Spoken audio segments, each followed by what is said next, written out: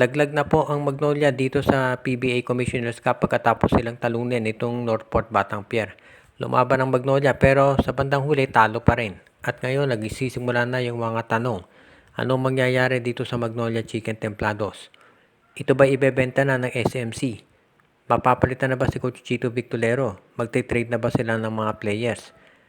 Ang sagot sa mga tanong na yan malamang ay oo. Unahin natin itong gagawin dito kay Coach Chito Victolero. Papalitan na yan malamang sa malamang. Alam natin na si Al Francis Chua daw ayon sa mga insiders ang nag-appoint dito kay Victolero. Pero dahil sa naging performance ng Magnolia, kinakailangan na ng pagbabago dyan. Mahirap kung si Chito Victolero pa rin ang magiging coach ng Magnolia, kahit sinong player ang ilagay mo dyan, ay hindi pa rin mananalo. Dahil maliwanag pa sa sikat ng araw na yung sistema na ginagamit ni Victolero ay hindi na epektibo. So kinakailangan ng palitan yung kanilang coach. Yan ang unang-unang malamang gawin nitong Magnolia. Pangalawa, itong mga players. May malaking desisyon na kinakailangan gawin ng Magnolia dito. Nakita natin ang Barangay Ginebra, tinrade dito si Christian Stan Hardinger kahit ang ganda nung nilalaro niya. At nagpapalit sila kaagad ng player dahil ayaw nga nila na tumanda yung mga players dito sa kanilang lineup.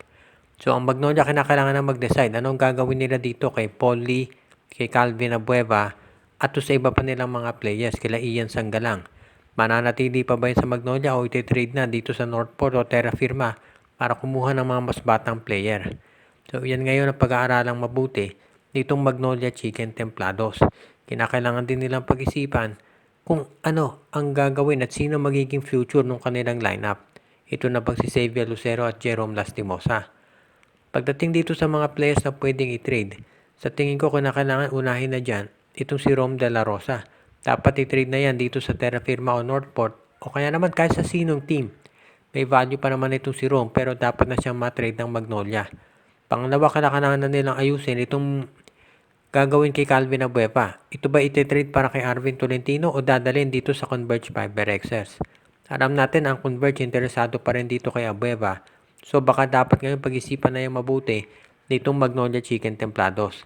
Kung gagawin yan ng Magnolia na magte-trade ng mga players, yung dalawang yan siguro nasa top of the list. Itong kay Paul Lee hindi pa natin madetermina pero alam natin na hindi magdadalawang isip ang Magnolia na i-trade ito kung sa makakakuha sila ng magandang offer. Nakita natin, ginawa nila yan kay James Yap na tinrade nga para dito kay Paul Lee. So huwag na tayong magtaka kung sakaling gawin nga ito nitong Magnolia Chicken Templados kay Lee. Ang tanong na lang ay kung sino magiging kapalit. Pagdating dito sa kanilang coach, ang pag-uusapan dapat dito ay kung sino ang pwedeng ipalit. Well, marami naman dyan. Si Johnny Abarrientos obviously isang candidate dyan. Baka si Jason Webb ang maging coach nila o kaya si Ryan Gregorio. Nandyan din dito si George Gallet. Marami naman pwedeng pagpilian. Ang sabi nga ng mga fans ng Magnolia, kahit sinong coach na lang siguro ay pwede. Basta mapalitan na ito si Victolero. Yan ang aabangan natin dito sa Magnolia. Ngayon, doon naman sa huling tanong kung ibebenta ba ito ng SMC.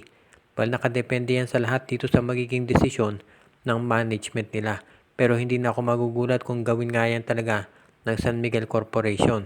Kasi ang balita, ayon dito kay Snow, magre-retiro na itong si Ramon Ang at yung papalit sa kanya yung kanyang anak ay hindi masyadong sabihin nating passionate dito sa basketball. So kung matutuloy nga yan, baka magbawas sila ng team. Dahil si Ramon ang mismo nagsabi ang laki ng gastos niya dito sa PBA.